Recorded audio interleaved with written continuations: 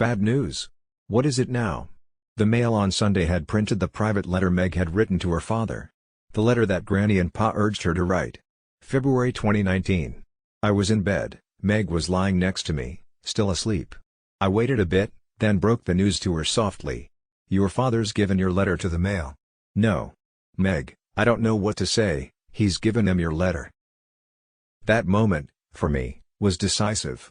About Mr. Markle, but also about the press. There had been so many moments, but that for me was the one. I didn't want to hear any more talk of protocols, tradition, strategy. Enough, I thought. Enough. The paper knew it was illegal to publish that letter, they knew full well, and did it anyway. Why? Because they also knew Meg was defenseless. They knew she didn't have the staunch support of my family, and how else could they have known this, except from people close to the family? Or inside the family?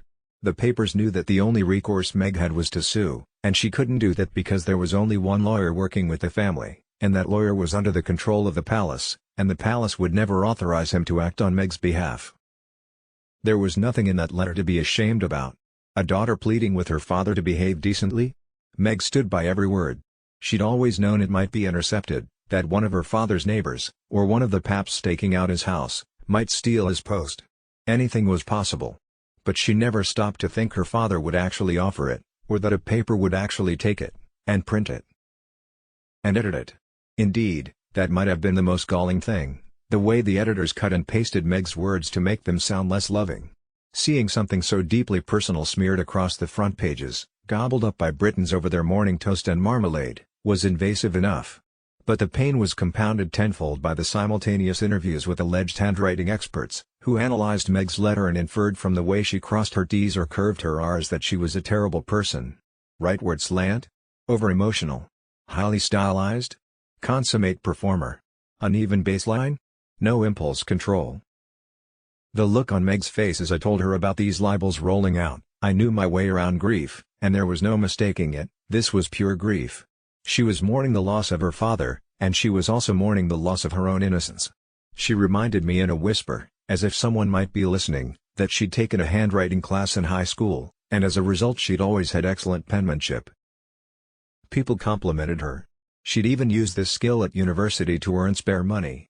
Nights, weekends, she'd inscribed wedding and birthday party invitations, to pay the rent. Now people were trying to say that this was some kind of window into her soul? And the window was dirty? Tormenting Meghan Markle has become a national sport that shames us, said a headline in The Guardian. So true. But no one was shamed, that was the problem. No one was feeling the slightest pang of conscience. Would they finally feel some if they caused a divorce? Or would it take another death? What had become of all the shame they'd felt in the late 1990s? Meg wanted to sue. Me too. Rather, we both felt we had no choice. If we didn't sue over this, we said, what kind of signal would that be sending? To the press? To the world? So we conferred again with the palace lawyer. We were given a runaround. I reached out to Pa and Willie. They'd both sued the press in the past over invasions and lies. Pa sued over so-called black spider letters, his memos to government officials. Willie sued over topless photos of Kate.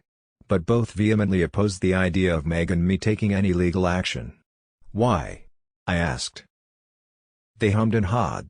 The only answer I could get out of them was that it simply wasn't advisable.